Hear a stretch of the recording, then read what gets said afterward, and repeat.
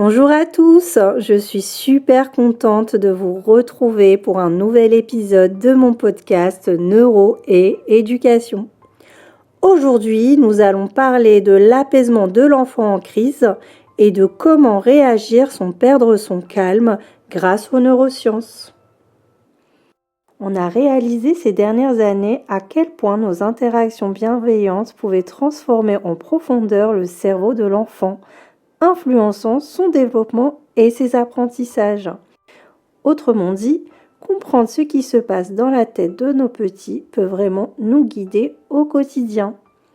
Alors pourquoi s'intéresser au cerveau de nos enfants pour mieux les apaiser ? Parce que ces découvertes neuroscientifiques changent notre manière d'interagir avec eux. On sait désormais que les émotions d'un enfant ne sont pas de simples caprices. Elles reflètent un cerveau en construction avec ses forces et ses limites. Décrypter le fonctionnement du cerveau d'un enfant permet d'adapter nos réactions. Plutôt que de crier ou de punir à chaud, on apprend à utiliser des stratégies pour les aider à se calmer en douceur. Avant de plonger dans les astuces pratiques, intéressons-nous d'abord à une question clé. Pourquoi les enfants ont-ils tant de mal à se calmer par eux-mêmes ? Si vous avez déjà vu un tout petit en pleine crise, vous aurez constaté qu'il est presque impossible pour lui de se raisonner tout seul. Ce n'est pas de la mauvaise volonté, c'est biologique. D'un point de vue neuroscientifique, le cerveau d'un enfant est immature et en plein développement. En fait, de la naissance jusqu'à environ 5-7 ans, l'enfant est dominé par ses émotions. Son cerveau rationnel n'est pas encore aux commandes. Pourquoi ?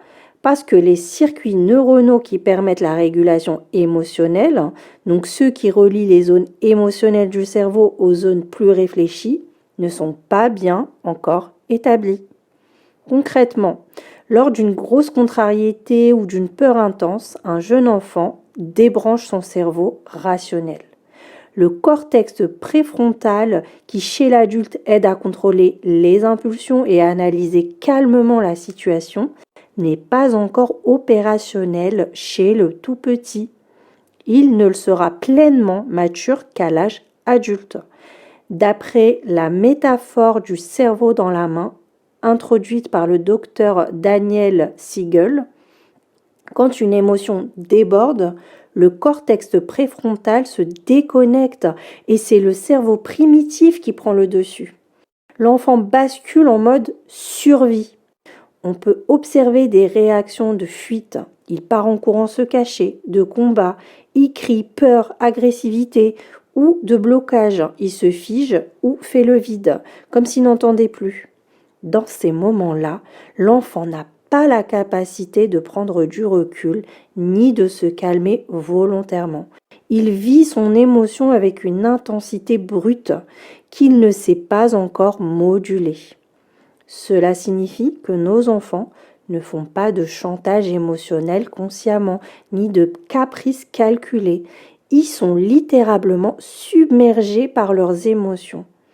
Leur cerveau n'a pas encore câblé toutes les connexions pour s'auto-apaiser. C'est pour cette raison qu'ils ont besoin de nous, adultes, pour les aider à réguler ces tempêtes intérieures.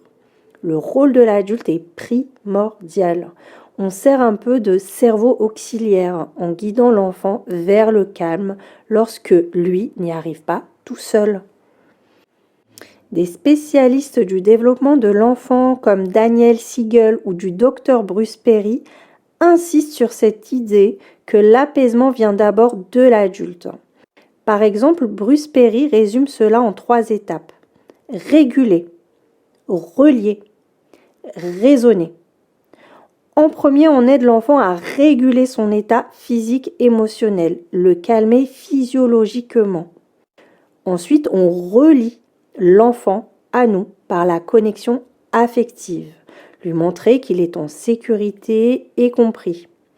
Et ce n'est qu'une fois que ces 2 étapes franchies qu'on peut raisonner avec lui, expliquer, tirer une leçon, demander de réfléchir, etc. En somme, on doit d'abord calmer le corps et le cœur avant de faire appel à la tête. Maintenant que l'on comprend mieux pourquoi un enfant en crise ne peut pas juste s'arrêter sur commande, voyons quelles stratégies concrètes on peut adapter pour aider à redescendre en douceur. Nous allons passer en revue plusieurs outils apaisants validés par les neurosciences que vous pourrez utiliser la prochaine fois qu'une crise se profile. Tout d'abord, la connexion émotionnelle avant la correction. Lorsqu'un enfant est hors de lui, notre premier réflexe peut être de le gronder ou de lui expliquer en long, en large, pourquoi son comportement est inacceptable. Malheureusement, dans le feu de l'action, ces émotions rationnelles n'atteignent pas l'enfant parce que son cerveau n'est pas disponible pour les traiter. Ce qu'il ressent avant tout, c'est sa peur, sa colère ou sa tristesse. Il a d'abord besoin de se sentir compris et en sécurité. C'est ici qu'intervient la règle d'or, connecter avant de corriger. En pratique, cela signifie entrer dans son monde émotionnel quelques instants avant de vouloir faire la leçon. Concrètement, on peut se mettre à sa hauteur, adopter un ton de voix doux et accueillir son émotion par des mots simples. Je vois que tu es très en colère parce que ton jouet est cassé, c'est dur, je suis là. Cette connexion empathique envoie un signal de sécurité à son cerveau. L'enfant perçoit que son ressenti est reconnu. Souvent, vous verrez son intensité émotionnelle baisser d'un cran, rien qu'à sentir votre présence calme et aimante. Pourquoi ça marche ? Grâce à ce qu'on appelle la co-régulation émotionnelle, nos cerveaux sont équipés de neurones miroirs, des cellules qui reflètent les états émotionnels des autres. Si vous demeurez calme et posé, l'enfant petit à petit va copier ce calme au niveau inconscient. Votre propre sérénité est contagieuse. À l'inverse, si l'adulte crie ou s'énerve, l'enfant verra ses émotions négatives empirer par effet miroir. Ça vaut la peine de prendre une grande inspiration et d'offrir ce modèle de calme. Même si ce n'est pas facile sur le moment, on le sait bien. En gros, on répond d'abord à l'émotion avant de gérer le comportement. Cela ne signifie pas tout accepter ni céder à tout, c'est juste mieux préparer le terrain pour que l'enfant puisse entendre le message. La connexion émotionnelle, un regard doux, un câlin, des paroles empathiques, active le circuit de la sécurité dans le cerveau de l'enfant, ce qui éteint progressivement l'alarme de la peur ou de la colère. Ce n'est qu'après cette étape de connexion que la correction ou l'explication pédagogique peut porter ses fruits. En résumé, tu dois te calmer tout de suite n'a quasiment aucune chance de fonctionner à chaud. À la place, essayez. Je vois que tu es bouleversé. Viens, on va se calmer ensemble. Votre calme est le levier du sien. Une fois l'enfant apaisé avec vous, il sera beaucoup plus réceptif pour écouter, réfléchir à son geste et apprendre pour la prochaine fois. Le deuxième outil est la respiration consciente. On entend souvent le conseil de respirer un bon coup pour te calmer. Eh bien, ce n'est pas juste une astuce de grand-mère, c'est aussi de la neuroscience. La respiration est l'un des outils les plus puissants pour apaiser le cerveau et le corps, car elle agit directement sur notre système nerveux autonome. En particulier, une respiration lente et profonde active le nerf vague, donc un nerf crucial qui sert de frein naturel en cas de stress. Quand le nerf vague s'active, le cœur ralentit, la tension artérielle diminue, l'organisme entre en mode calme. Des études ont mesuré cet effet via la variabilité de la fréquence cardiaque, un indicateur de l'équilibre du système nerveux. Elles montrent que faire 6 respirations lentes par minute stimule fortement l'activité du nerf vague et augmente la variabilité de la fréquence cardiaque, signe d'un état de détente accru. En clair, respirer doucement en conscience réduit l'anxiété et augmente le calme et la résilience du corps.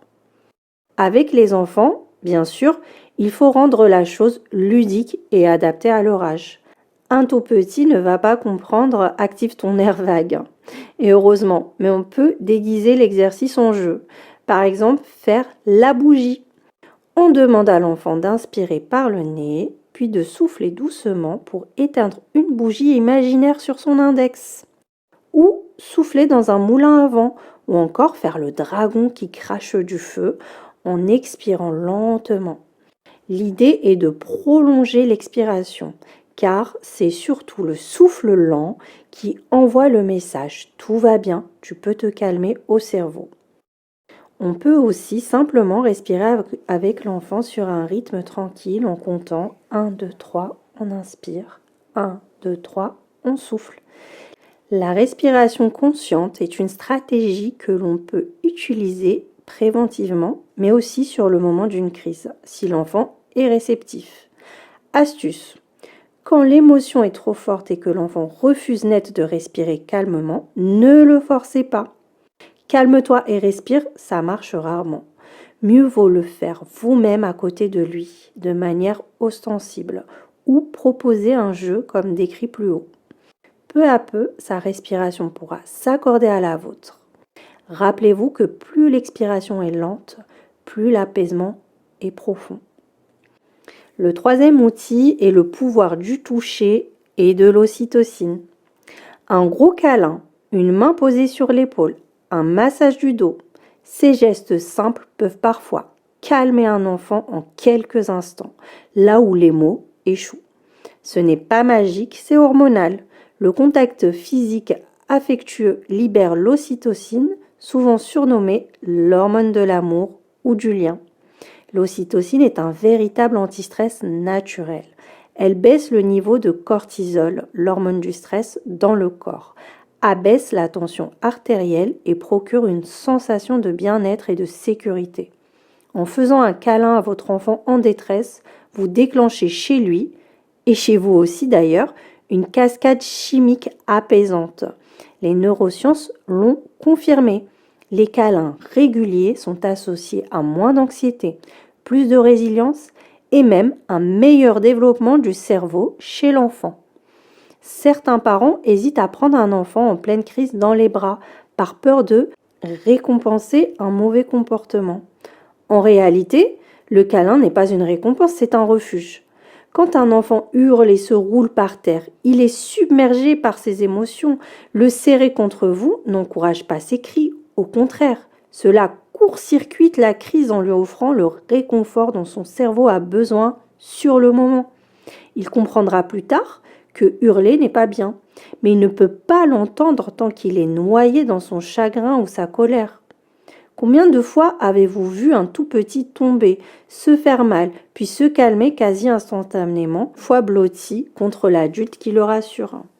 Ce switch rapide, c'est l'ocytocine à l'œuvre. Une fois calmé, on pourra discuter, mais sur l'instant, le câlin est parfois la solution express pour éteindre l'incendie émotionnel. Bien sûr, il faut que le contact soit bienvenu par l'enfant. Certains, surtout en pleine crise, refusent d'être touchés. Dans ce cas, on n'insiste pas physiquement, mais on peut rester présent à côté, une main tendue, prête à accueillir quand l'enfant sera prêt. La simple présence calme et c'est déjà une forme de cocon sécurisant. Mais souvent, avec son parent de confiance, l'enfant va accepter d'être pris dans les bras ou qu'on lui tienne la main. Ce contact va ralentir son rythme cardiaque, diminuer sa pression sanguine et lui apporter un apaisement quasi réflexe. L'effet hug-thérapie, thérapie du câlin, ne s'applique pas qu'aux tout petits. Même les plus grands, voire les ados, bénéficient de ce contact rassurant. Même s'ils ne l'avoueront pas toujours, un ado en pleurs qu'on prend simplement dans les bras sans poser de questions pourra aussi ressentir ce soulagement physiologique. Le toucher bienveillant est un langage universel du réconfort. Alors, n'hésitons pas à user des câlins, des caresses sur le dos, des high-fives complices selon l'âge et la situation. Parfois, un geste tendre vaut 1000 mots. C'est la biologie qui le dit. L'ocytocine libérée renforce le lien et calme le cerveau émotionnel. Dernière stratégie, et pas des moindres, bouger pour retrouver le calme. Ça peut sembler paradoxal. On se dit souvent qu'il faudrait immobiliser un enfant agité pour le calmer. Or, le mouvement est souvent l'allié de l'apaisement. Quand un enfant est submergé d'énergie négative, colère, stress, lui offrir une occasion de décharger physiquement cette tension peut faire des miracles pour réguler son humeur. Au niveau du cerveau, l'activité physique a plusieurs effets bénéfiques. D'abord, elle permet d'évacuer les hormones du stress accumulées dans le corps en les brûlant via l'effort. Ensuite, et c'est prouvé, l'exercice stimule la production de substances chimiques qui améliorent l'humeur, comme les endorphines, la dopamine et la sérotonine, qui sont des neurotransmetteurs du plaisir et du bien-être. C'est pour cela qu'on se sent généralement mieux après avoir bougé. Notre cerveau baigne littéralement dans un cocktail plus positif. Ainsi, encourager une activité physique peut apaiser plus efficacement qu'un long discours. Bien sûr, on adapte à l'intensité du moment. Si l'enfant est en crise aiguë, on ne va pas l'envoyer faire un sprint tout de suite, mais une fois la phase de pleurs ou de colère intense passée, proposez-lui un exutoire. Et si on allait sauter dans le jardin pour évacuer toute cette colère, ou on fait une petite danse tous les deux pour chasser la tristesse? Vous pouvez aussi mettre à disposition un punching ball pour enfants, un oreiller à taper, un trampoline, selon l'espace et le matériel dont vous disposerez, afin que l'enfant canalise tout ce qu'il ressent. Souvent, après quelques minutes, le visage se décrispe, le sourire revient. Le cerveau a reçu sa dose de bons neurotransmetteurs et l'émotion s'est en partie dissipée dans le mouvement. Les spécialistes en parentalité positive conseillent d'ailleurs d'avoir le réflexe du mouvement pour aider un enfant à se réguler. Cela peut être très simple. Aller marcher un peu, faire un tour de vélo, jouer à chat, faire des étirements ou du yoga rigolo. L'activité physique n'a pas besoin d'être longue ni intense pour faire effet. Des recherches indiquent que 20 minutes d'activité suffisent souvent à améliorer l'humeur et réduire l'anxiété chez les jeunes comme chez les adultes. Le mouvement physique peut servir de tremplin pour le retour au calme et au dialogue. Au lieu de forcer les enfants à parler alors qu'ils sont en ébullition, on peut utiliser la dépense physique comme outil de régulation. Résultat, quelques minutes plus tard, le cerveau pensant des enfants est prêt à réfléchir et à écouter. Ce principe est très cohérent avec le fonctionnement cérébral. Souvenez-vous, le cerveau d'en bas, instinctif et émotionnel, doit souvent être apaisé par le jeu, le mouvement, le défoulement, pour que le cerveau d'en haut, réflexion logique, puisse reprendre le relais. En bref, chaque enfant a sa boîte à outils apaisante. Tous les enfants sont différents et ces stratégies peuvent être combinées selon les moments.